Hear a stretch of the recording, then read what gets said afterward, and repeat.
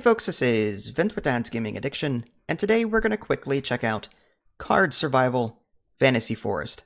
This is a game that you can find on Steam for about $18 or so. It's in early access, so everything that you're about to see is most definitely subject to change.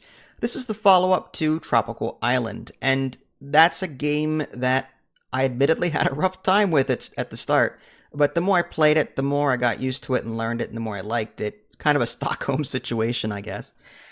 Well, anyway, like in Card Survival Tropical Island, you'll be able to create a custom character here and add different perks to your character in order to give positive and negative buffs. However, everything in this game is unlocked right from the gate.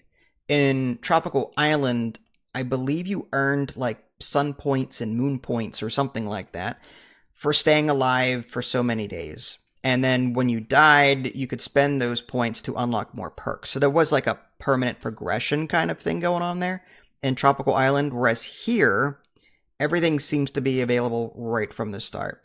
And there's also no pre-made characters like there was in Tropical Island, at least not right now. I don't know if the developer is going to be adding that later. I don't know. I just know that I could only create a custom character.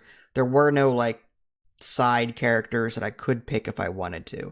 And I can understand why they were available in the first game, Tropical Island, because your custom character had pretty much no perks. I mean, everything was locked. So you kind of had to rely on the stronger pre-made characters until you got enough sun point, moon points, whatever they were, to unlock more perks and make your custom character have a fighting chance. But then the developer later added starter items, which I really liked. There were starter items. And you could get like first aid kits, and there was a boat or a raft, I think it was, and ration packs. Like you could add ways to give your starting run a leg up. And unfortunately, that's not in Tropical Island. I'm hoping it will be at some point.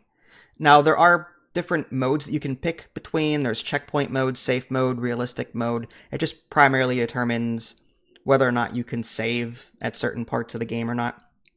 And if you're unfamiliar with the first game, this is, well, as the name implies, a card survival game. Although you're not at an island this time, you're in this, well, fantasy forest, as the title implies. And you're going to be dragging cards around, crafting things, and trying to maintain millions of status effects. Well, maybe not millions, but there are a lot of them. On the very top row of your cards are like your points of interest that you can, well, interact with, like trees and anything you might have crafted, like campfires or shelters, reed patches, and you can like some of these you can harvest, like you can interact with and harvest. You can drag your axe from your hand, which is on the bottom there, like your axe, your drill.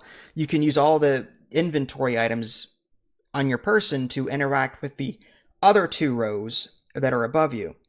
And this is also a game of discovery in some ways, because sometimes, like as a new player, you might be wondering, well, how do I start something as basic as a fire? Or a sharpened stone, how do I do that? A new player wouldn't know, oh, I gotta take this large stone, drag it over top this small stone, and that makes a sharpened stone, and then I can use the sharpened stone with these twigs or whatever it is to make the axe and blah, blah.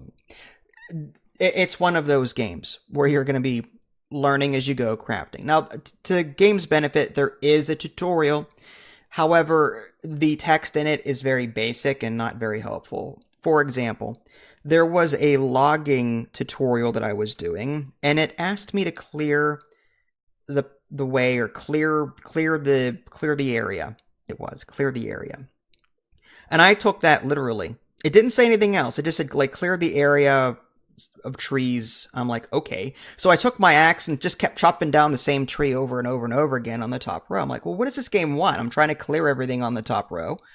No, apparently, if you click on the actual location, there's a forage button, which I knew about, but then I missed the clear button. So there's actually a clear button on the location that you can click on, and that will give you wood and leaves and that kind of thing. Totally missed it, but the game didn't tell me that. So I think the game could do a better job in, like, with a tutorial, you know, be a bit more specific. Be a bit more specific when it comes to some of these these tutorial quests that I'm being given. So that's one thing I think the game could improve on. Now, like Tropical Island, this might as well be also called Status Effect the game, because this game will manage, I don't know if it's hundreds, but it seems like it, maybe 50 plus, different status effects that will be affecting you at any one time, depending on what's going on with you. So hunger, thirst, stamina, filth, bruising, blood loss, fever, stool, food poisoning, fire, garlic, armor, rain protection, sun protection, meat saturation, egg saturation, stew saturation, climbing. There's also like things you can level up too: tailoring, stealth, fishing, herbology, archery, climbing, all that stuff. So the more you do something in this game, the better at it you get and the more efficient you get at it. So I'll warn you though, like Tropical Island, this game is going to take hours and hours and hours to play because it's a slow burn and it's got a high learning curve. You have to be accepting of that. Otherwise, you're not going to enjoy this title. If you're a bit more instant gratification when it comes to your survival games, you're not going to like this title, and nor are you going to like Tropical Island. So if you're of the more patient sort, and you like puzzling out what works with what, and you like managing a lot of status effects, then by all means check this out. And if you're new to the series, I recommend checking out Card Survival Tropical Island first. It's a more complete game. It is more expensive, but there's also, I think it's like the first day's demo or prologue or something that you can play. So there is a free-to-play version of Tropical Island just to see if you like the mechanics of it, the gameplay mechanics.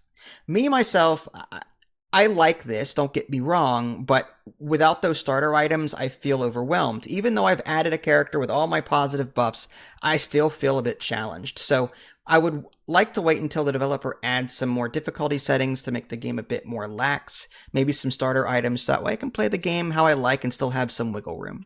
But it's still fun. This is Vince, thanks for watching, catch y'all next time, take care.